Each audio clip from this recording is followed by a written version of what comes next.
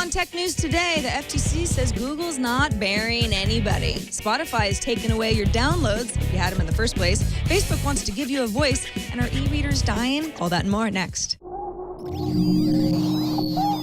Netcasts you love. From people you trust. This is Twit. Bandwidth for Tech News Today is provided by Cachefly at CACHEFLY.com.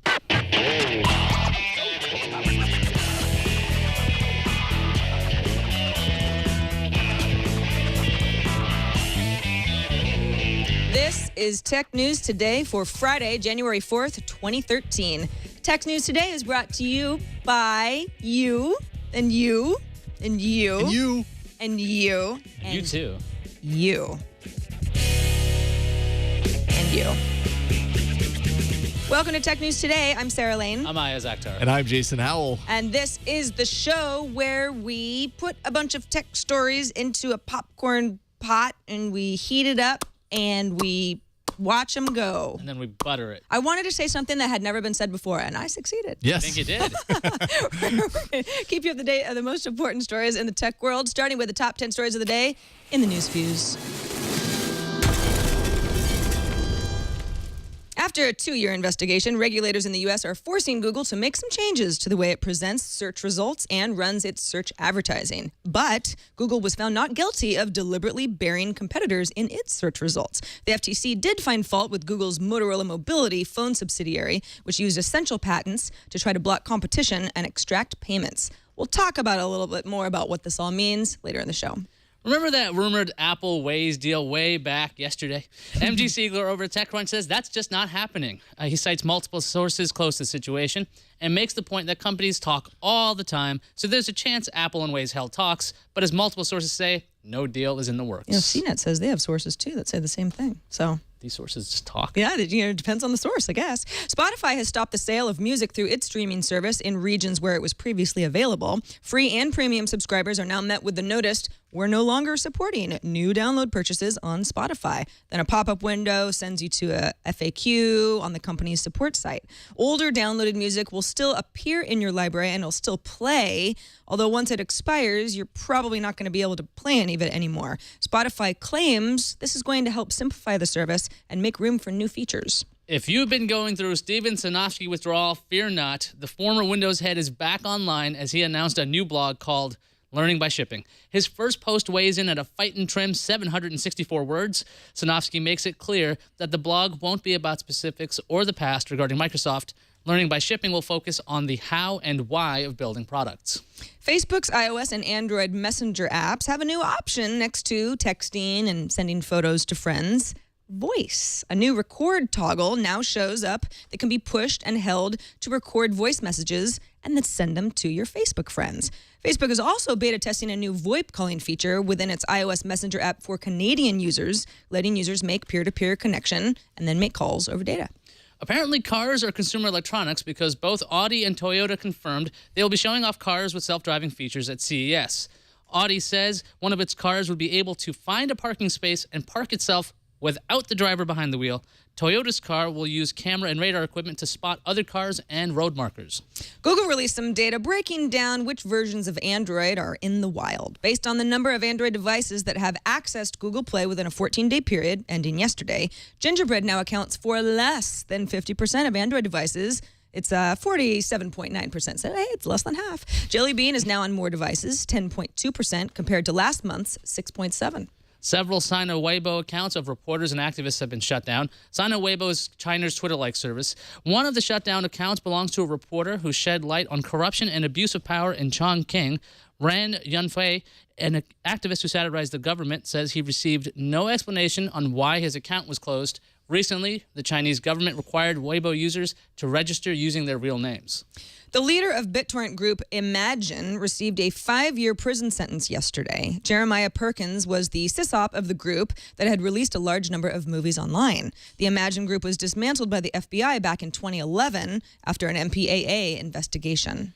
Corning announced it's going to demo Gorilla Glass 3 at next week's CES. The newest Gorilla Glass is supposed to be 3 times more scratch-resistant compared to the previous generation. If you weren't aware, Gorilla Glass is used on all kinds of phones and tablets. Gosh, you just scratch it up now. It'll be hard to make a mark.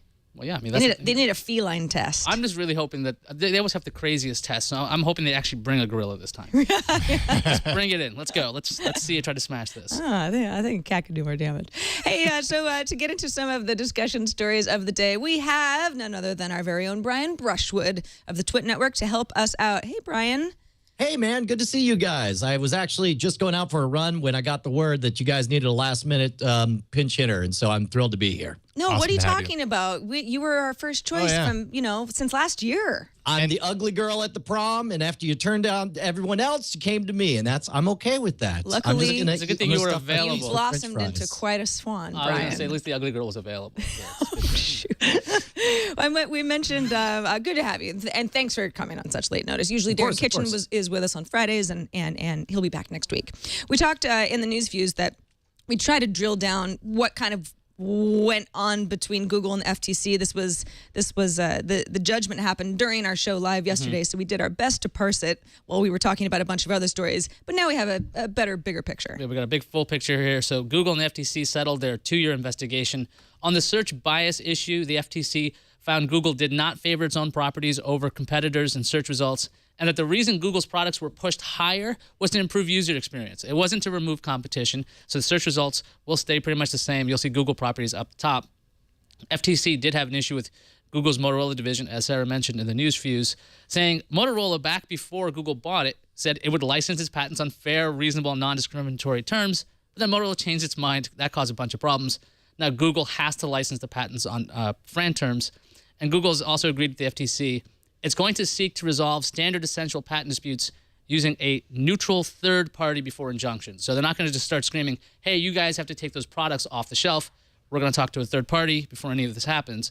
And all of those things are legally binding, meaning if the FCC sees, they'll be checking on Google. And if Google does not abide by these terms, they could be fined. They could face other sanctions in the future.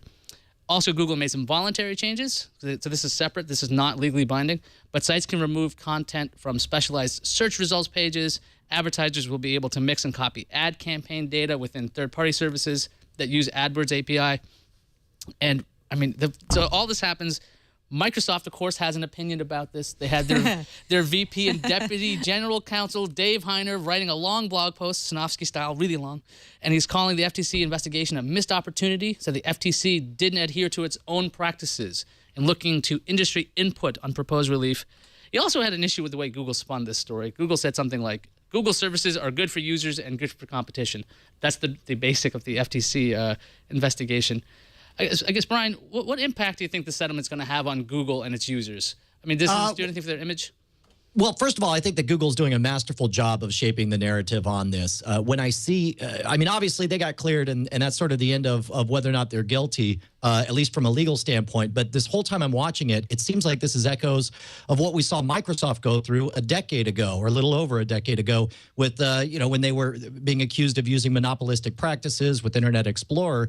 The difference is that Google has shown remarkable brand savviness. I guess the word was that Microsoft, previous to their troubles with being a supposed monopoly, were before then they had virtually no lobbyists, and afterwards they got really smart and they started hiring a bunch of lobbyists. I don't know how many lobbyists Google has, but it's obvious that they are managing the growth from the scrappy underdog to being a dominant force, and they're being much more Southwest Airlines from a brand perspective than Walmart, because they're getting big and they're getting number one, but they're able to manage their reputation as being very consumer oriented and always having the interests of the end user at their hearts. Now, whether that's true, I don't know, but certainly I think they've done a fantastic job of managing that expectation.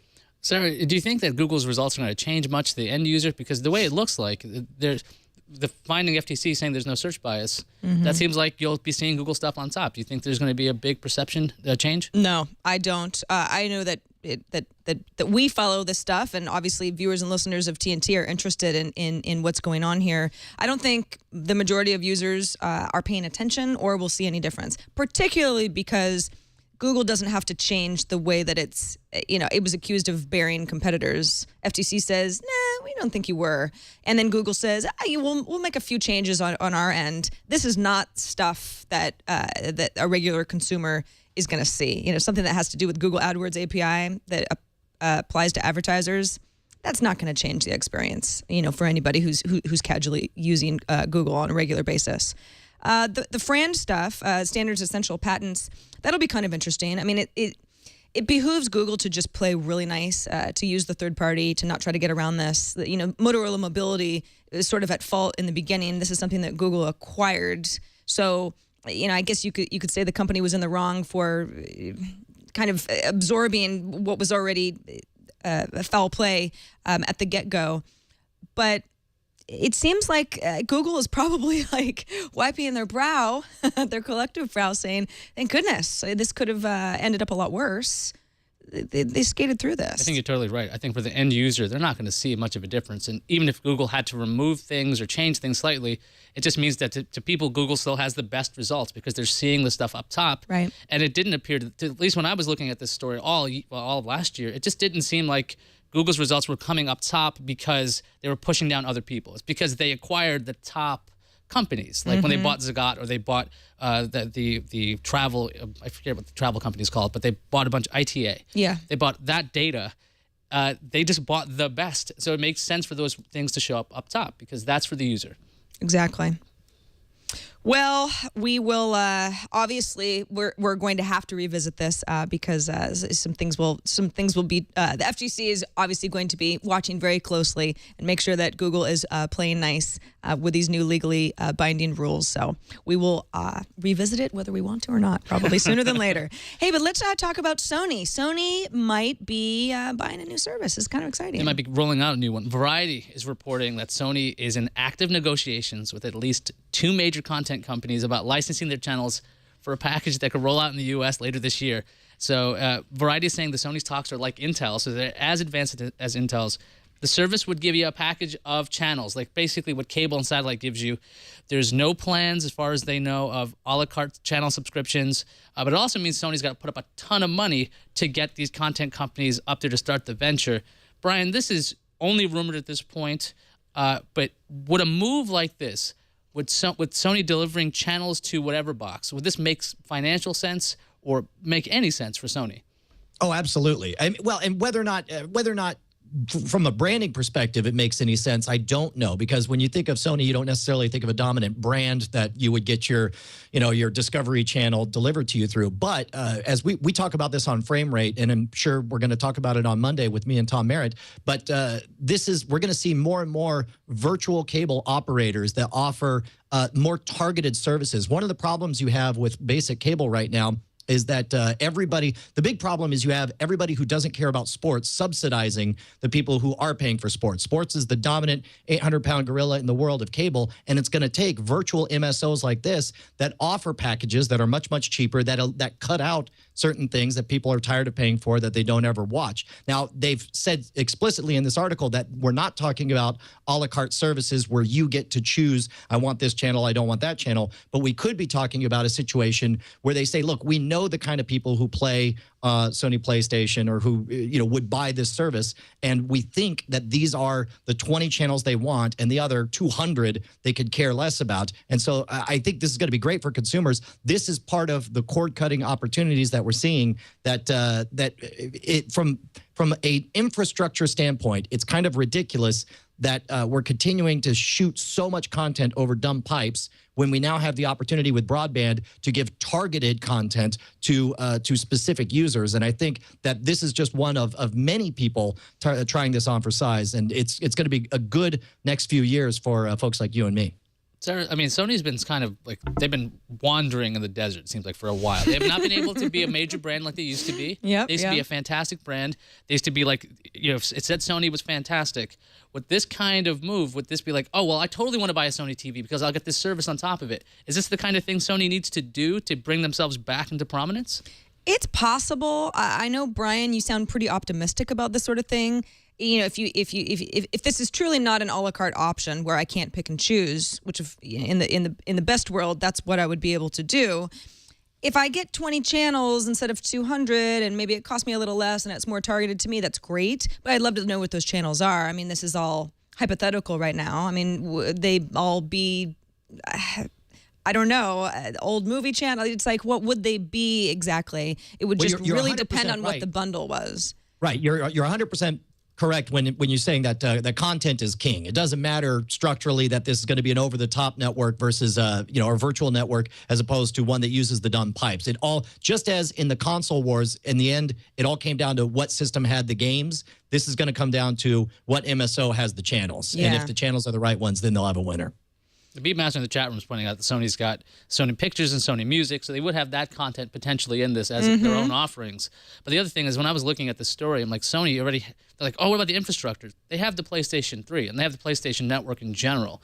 To say that, look, we already have the box, it's already in your home, it's sitting there waiting. I know the Xbox has done this with a bunch of content partners, but Sony has this incredibly powerful machine just sitting around, or the televisions. They bought that technology from Gaikai as well. They bought Gaikai, that is, the cloud gaming service. They could just be pumping things to dumb machines all the time. And I think this could be a huge move for them because I mean, Kaz Hirai's got to do something with Sony. He figured out a way to actually get, I don't know, Sony movies on a Sony bundle with a Sony television, which was a big deal. If you could get your PlayStation with content, I think this could be pretty huge. Yeah, I can't wait to hear more about it. Sony, yeah, you know what? Let's have Sony out of the desert. Out of the desert, you think? Let's give Sony Google Maps. Stop using Apple Maps, Sony. Get on out of that desert in Australia and make a good TV service. Let's it's a try reference that. to yesterday's show. Hopefully you watch every day. And so, yeah, I didn't have to explain that. Something that is also possibly wandering the desert a little bit is the old e-reader. Yeah, yesterday we talked about Barnes & Noble's rather weak 2012. They released some numbers yesterday and said we pretty much did not have the holiday quarter that we were looking for. Market researcher IDC has estimated 2012 global e-reader shipments, so this is worldwide, at about 19.9 million units, which is down 28% from 27.7 million units back in 2011.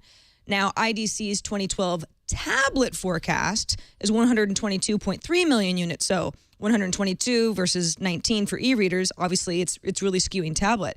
HSI Supply had some similar numbers, kind of looking at the same sort of data. Numbers are a little bit different, but the trend is the same. E-readers, iSupply says, pretty much peaked in 2011. And they estimate that by 2015, unit sales of dedicated e-readers to be down to about 7.8 million. So continuing to fall.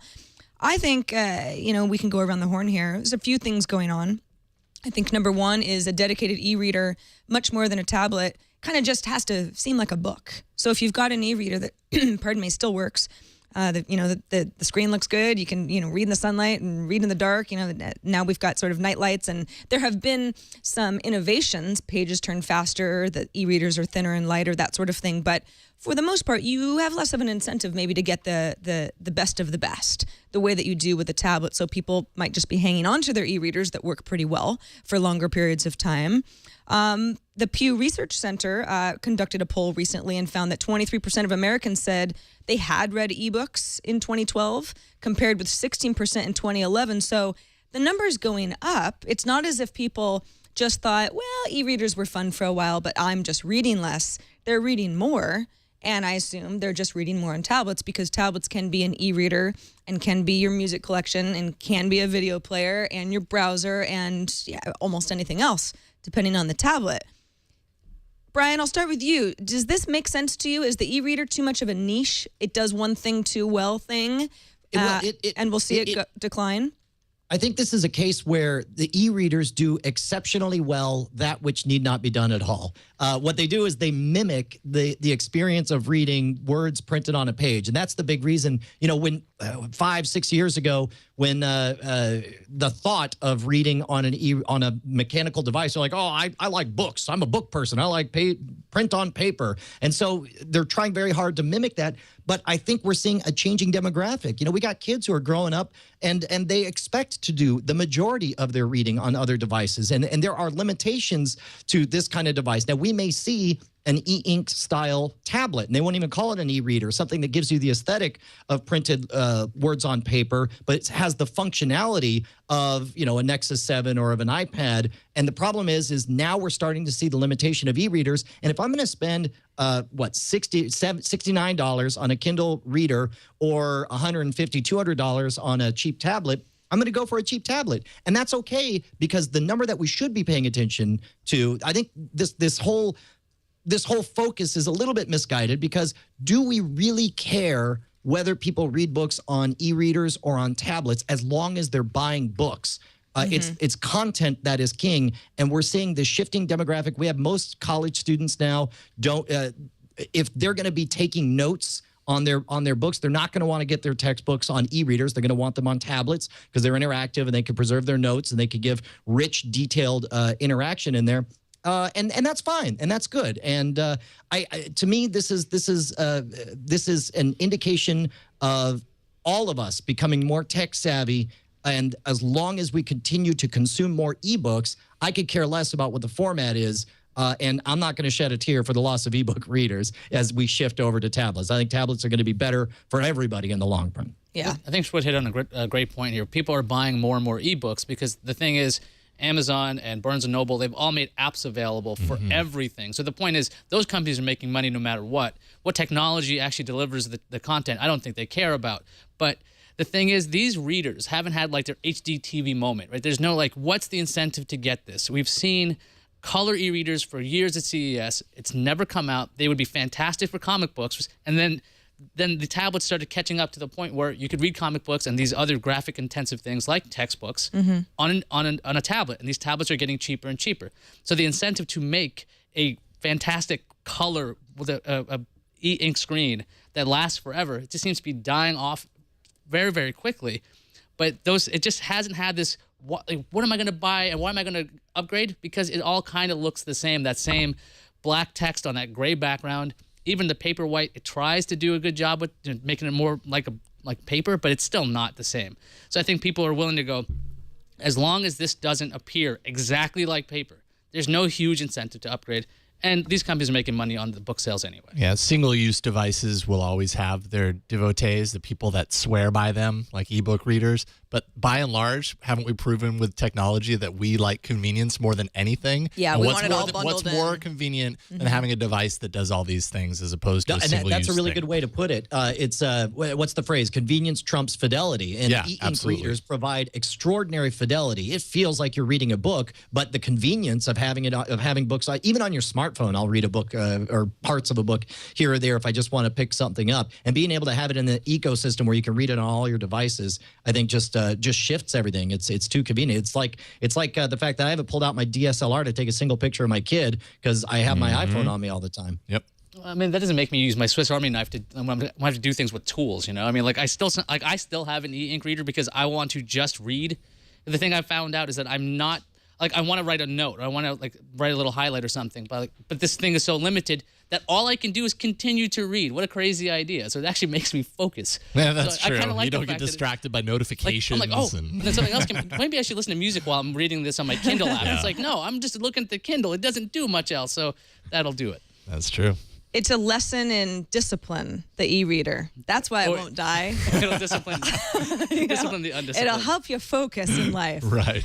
Something that doesn't help me focus at all is Facebook Messenger. It's one of my favorite apps on iOS because it sort of strips out everything else that's Facebook and lets me text my friends without actually using SMS because it's all going over data.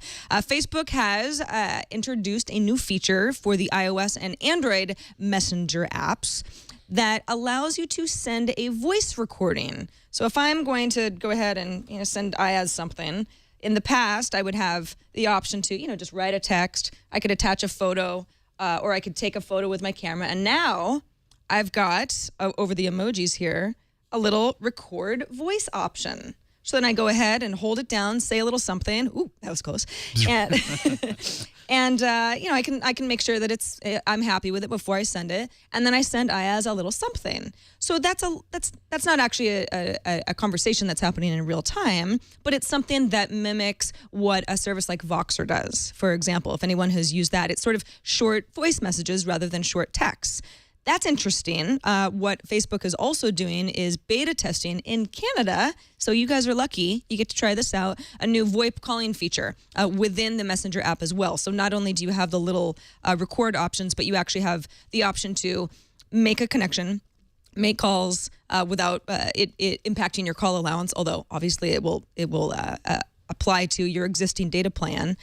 And so that's okay. That's sort of interesting if you want to be making phone calls and sending little notes via Facebook Messenger, which some people don't want to. But if you're already using Messenger, hey, these are kind of interesting.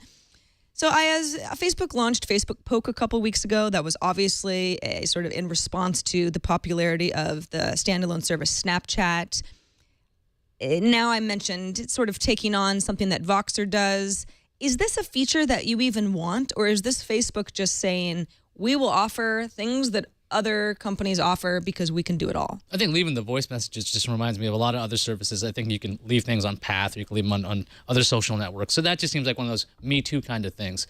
But it wouldn't surprise me if the VoIP aspect came out of Facebook looking into making a phone. That'd been rumored for a long time, that Facebook would be partnering up with a company, have their own phone. But at this point, Facebook has figured out a way to get on like every single phone. They have like Java-based versions for feature phones. If they can offer a VoIP solution, so not only are they your internet, but they're your telephone company in some respects, I think that makes them very, very powerful.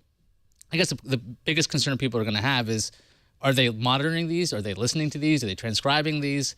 Or what kind of data are they going to get out of this? Because they're not just doing this for the goodness of their hearts. Are there keywords that they can take out of a conversation that might help them market to you more effectively? You just talked about coffee. Do you want to see this on the right-hand rail of Facebook? I don't know what they're going to use it for, but I think Facebook just wants to be everything to everybody, and they have tons of different apps, so you can just never leave it. And the thing is, you got data gathering. I don't even know if they want to be everything to everybody. I think what they want to do is do everything that people who live inside their walled garden would possibly want. And I'm not the right demographic to even be addressing how useful this is, because I don't. It's like it is a pain in the butt for me to just the fact that I have to sign in to answer a message is like there's so many Facebook messages that I just don't respond to because I can't be bothered to log into the Facebook app and to go to the appropriate place for it. However, I do know a lot of people who live in the Facebook world who have it open all day long and for whom this would be extraordinarily convenient, especially if it's, do you know, Sarah, is this the kind of thing where it's like you're able to send, would you be able to do VoIP from a phone to somebody sitting at their PC? Possibly, yeah. This is again, it's a beta test in Canada right now. But yes, that would be possibly something that Facebook could monetize. Right. It's sort of a Skype, excuse me, or a Vonage model. But then again, and those services, I know a lot of people who are listening probably go, this is just not really that new. I mean, what is Facebook doing that's very innovative here? And it's not so much that it's innovative; it's that there's so many more people using Facebook, right, than anywhere else. It's what we just talked about. It's convenience trumping fidelity. Mm-hmm. It's like you've got sure, everyone knows like, oh yeah, Skype. No, I haven't installed it on this computer, or this app, I haven't installed it on this computer. If it's something where it's like, if you're on Facebook, whether it's on a PC, whether it's on your Android, whether it's on your iOS device, and then you could just hit somebody up for, we'll say it's voice over IP now, soon it's screen sharing, soon it's interactive, whatever's, then the convenience of it being ready to go is going to be huge. If you can find a structural way to remove extra steps, people always underestimate the value of that simplicity. And if they have the ability to make this connection simple between people who are inside the Facebook ecosystem, then I think this is going to be a huge win for them. Lopan in chat corrects me. You can't actually review what you've said before you send it, but you can say, if I said something to Iyaz and then went, I don't really want to send it, I can go ahead and delete it before sending. It's not immediate. So thank you for that clarification. Iyaz, you know what I want to do right now? I want to talk about next week and CES because I know you're going and you've been paying attention to new stuff that's going to be there. Yeah, there's all kinds of stories going on right now because CES is around the corner. So there's a lot of like, what are the trends that are going to show up? And then the other questions of, is CES dead? I'm going to focus on the trends because I'm going to go, I'd like to go see the place and see what's going to be there. CNN and Fox News both wrote pieces saying what to expect. I want to ask you guys, do any of them sound exciting? So I'll just list off a bunch of them and let me know what you find exciting here. Room for smaller companies like Leap Motion and Pebble because the big players are lying low. These days, Microsoft's not going to have a whole lot of things going on. A lot of companies are going to be moving away. So you'll see the smaller companies a lot easier.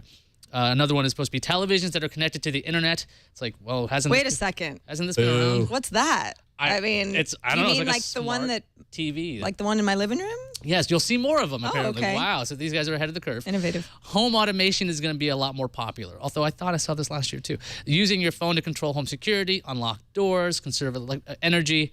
These guys, so these are the major publications, so they're citing things like Nest being a commercial success. I'm like, okay. Nest, would we call Nest a commercial success? I think there's been a small adoption rate and people seem happy with them, but it's not like we're all using our phones to control our heat. It's a ways off. Brian, are you trying to jump in?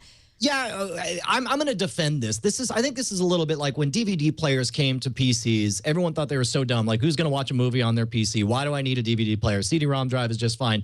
And it was a half decade that it sat there like that. And then all at once, software publishers were able to say, hey, you know what we could do is stuff a ton more video game data on a DVD. And it turns out that the whole world has DVD players that they're not using. This home automation stuff is going to show up in these appliances and nobody's going to use them. But then we're going to reach a critical mass where all of a sudden they're in everything and we have internet connected, refrigerators or whatever.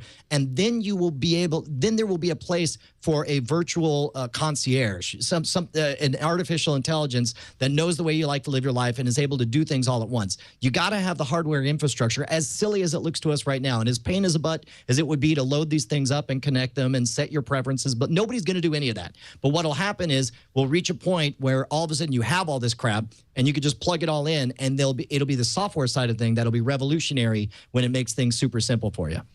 And Fox News also was talking about the death of the point-and-shoot camera and talking about more cameras with Android as a bad thing. I was super psyched about that. I want to see more cameras with Android. What's bad about it?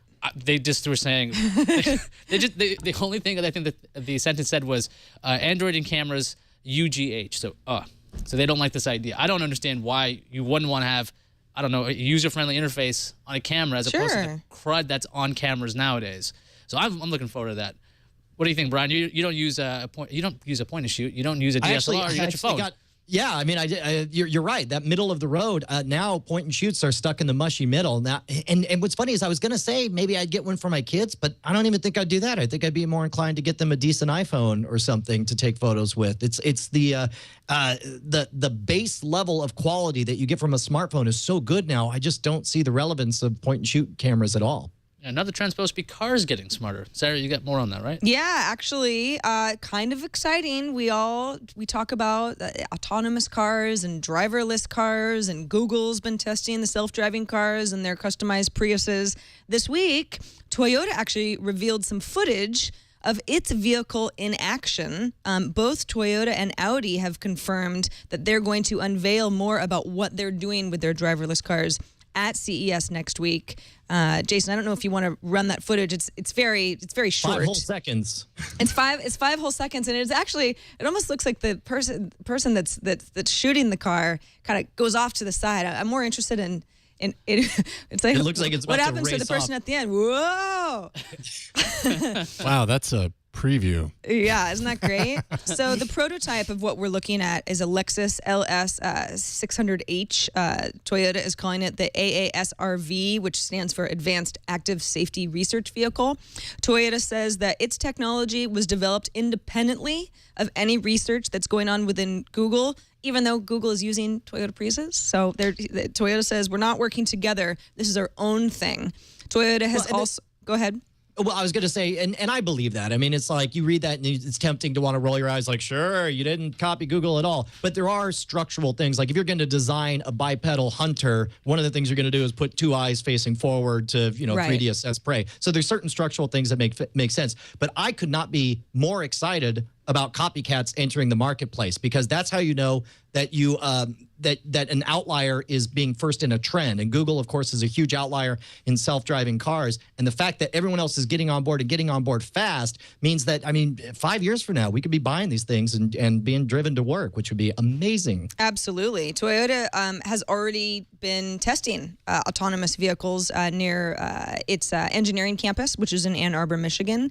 And I mentioned Audi. Audi also has plans to unveil its own driverless car, or at least how far it's gotten. The company, according to a company spokesperson, in addition to that, the car would be able to do things like find you parking spaces and park itself.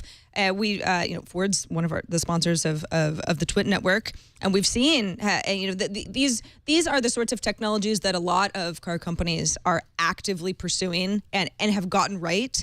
To find the parking space would be pretty great, especially in an urban area where I just go like, you just circle. I'm just going to be on my phone. You just figure it out. Park when you're ready, so I don't have to think about it. Love that idea. But yes, I think I agree with you, Brian. We're looking 5 years out, if we're lucky, with some of this stuff. But it is very exciting to see the big companies jumping on board. I mean, a company like Toyota is one of the largest. This is great news. Well, and think about it this way. Like 5 years ago, where were we? We finally had the first robot car that was able to finish the DARPA challenge. I think that was in 2007, maybe 2006. But, Stanley finally proved that it was functionally possible. And now 5 years later, we're seeing not one, but several competitors in the marketplace, R&D at the high end, trying to make this stuff happen. I don't think it's unreasonable to say another half decade forward, we start seeing the very first models actually on the street, especially because this is not unsurprised. Legislators are making moves right now to prepare the way for these self-driving cars. And, they don't do that if something is 20, 30 years off. They do that if they know that they're going to get bit in the ass if they don't take care of something right now, because it's right around the corner. Exactly.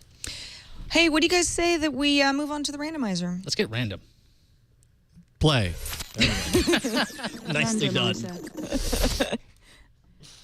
Iyaz, Yes. do you want to take this one? Sure, why You were not? more excited about it than I was. Yes, I was excited about this because it's about Google's original creepy Android mascot. This is a Friday story. It's silly. It's from a Google Plus post by Dan Morrell showing off the original proposed Android mascots, and boy, do they look different. Now, he was cleaning up a NAS server, and he found this early mascot. Now, they were drawn as eye candy. He was going to do a presentation slideshow to say, hey, Google guys, you guys can make some apps for Android when we're starting this up. So he drew these guys. They're kind of goofy looking. You can see they're in the Google colors. They were nicknamed the Dandroids. They're terrible. Yeah, they're pretty bad. Can you imagine? one's It's so flexing. messy looking. They look an awful lot like Rosie the Robot from the Jetsons. Yes. And they have, Totally. they obviously look crazy because they have the swirly eyes thing. So that's Look at the stranger. muscles on the They yellow look guy. drunk. They're drunk robots. They do. They look like drunk and sort of beaten up a little bit. And thankfully, they were replaced by what's affectionately known as the Bug Droid. That was designed by Arena Block. Oh, But thank goodness. Also in the post, though, in the comment section, Dan Morrell actually explained the Android versions were going to be named after robots, like R2-D2 and other things like that. But that got dumped due to all kinds of trademark issues. That's why it makes. I mean, androids and desserts don't make any sense, but androids and robots. Isn't nicknames. Jelly Bean some sort of trademarked thing? I think No, Jelly Jelly is. Belly. Jelly yeah. Belly. I see. Yeah. Jelly Belly is the Kleenex of the sugar bean. By which you, of course, mean that you wipe your nose on them. Got it. Exactly. Let's see what's on the calendar. Well, there's not much on the calendar, but I guess we could talk about CES. Let's talk about CES. It's next week. Starts on Tuesday the 8th, but the news is actually it's coming all weekend. And actually, I think we saw some news this week already about CES. So Yeah, I mean, we already started talking about CES today on the show, and you're going to be at CES I'll be there all next week? starting on Wednesday. I'll be on TNT on Skype, but I will be at the show from Tuesday to Saturday, I think. It'll be exciting. That'll be great. Yeah, you'll be able to tell us all the stuff that we're missing because Tom and I will not be at CES. I'll bring this back year. the plague for you guys. I promise. Oh, thanks. You can keep that. A lot of hand sanitizer, please, Will for the do. good of Twit. Let's see what's incoming. Incoming message. Got a voicemail. Caller excited about practical applications for controlling computer screens with our eyes. Take two. Hey, TNT, this is Stu. I was really excited in episode 660 when you guys were talking about the Tobii interface, when Sarah mentioned individuals with limited mobility and limited abilities in general. This interface is going to make their lives a whole lot easier. I'm a social worker, and I work with a lot of clients with cerebral palsy and Down syndrome and various other disabilities, and I'm very excited about the kind of access that my clients will be able to have once this thing is, real and live for consumers. So thanks for doing a great job, and I'll keep listening. Thanks. Thank you. Yeah, I think we sort of glossed over that because I think, none of us are exactly experts in the limited mobility and what this might mean for people who could really benefit from using their eyes to control their computer screens. Brian, what do you make of this? I guess accessibility is one side of it, but sort of the fun aspect of it. Does this appeal to you? Well, I missed the original story, so help me out. What does the eye control exactly do? Well, it's the idea that you can control your screen using your eye movements. So yes. you want to go back a page or open up a certain window. It would be something that the computer can see where your eye is going and follow along. I'll tell you what, man, there's a lot of things that you do just because they seem like a good idea, and it's not until the right application hits all at once that you're like, this is obviously the most brilliant thing ever, and why were we not doing this forever? So definitely a step in the right direction. Whether or not you see the initial applications or not, the original applications for televisions involved a lot of we could teach classes over this thing. They didn't realize what a fundamentally different medium it was than radio. So this could be another situation like that. I got an email from Leor. He said, hey, guys, I've listened to episode 661 and wanted to comment about the rumor of Apple buying Waze. He says, as an Israeli who follows the Israeli startup scene, I can assure you that Waze will be bought very soon, either by Apple or any other big company.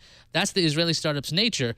Every time those companies are being sold, the local media questions them why they were so eager to sell. And every time they have the answer, it's impossible to create a mega company in Israel, and the only way to continue growing is to be sold. That's the same case with ICQ, which was acquired by AOL, and USB flash drives like SanDisk. Actually, that's the dream of young Israelis who open these companies. They just want to be sold. The sooner, the better. So Leor giving us a cultural aspect of why Waze would even be looking to be sold. That is the same thing, though, that you could say about, I think, any company in the world. Not just that, every company goes ahead and launches a product with the intention of selling as soon as possible. But that is the exit dream of a lot of startups worldwide. It's interesting to hear that it might be more prevalent because the Israeli startup scene only takes you so far. But Waze could always be the first big company that didn't need to be sold as well. I mean, they have such huge growth right now. Good point. It's interesting. Yeah, it's interesting perspective. Thank you, Leor.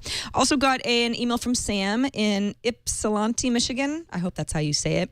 Says, I think you guys, like everyone else, are taking the Samsung Portrait TV teaser thing way too literally. That's the sort of portrait-style Samsung TV that we have been trying to make some sense of on the shows this week. He says, let's consider it a different way. What if this is simply a tease for a new 4K TV in a traditional landscape format? Over the years, as the image quality of TVs has improved, I've frequently heard Leo describe the effect as similar to looking through a window at the real world. Most windows have a similar upright orientation to the image in the teaser. Perhaps this is just implying that looking at this new TV would be like looking out the window. I worked with a lot of PR and social media types in recent years that are looking for any kind of unique angle to get people talking about their products. I can definitely see them coming up with something like this, even if it's a stretch for most of us.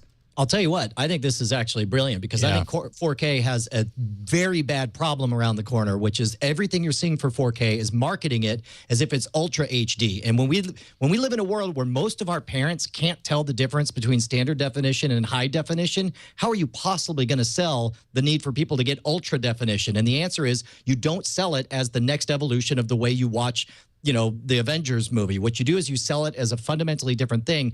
For example, call it a video window. Say now you can have landscapes on 24 hours a day, and it'll look like you're looking out a freaking window. Total Recall. Position it, yeah, sure, exactly. Position it as the monitor. Like, look at you idiots. You have 8 monitors. Like right now, I'm looking at 4 monitors for this studio PC. I would love it if I could replace all of these with just one giant 4K display.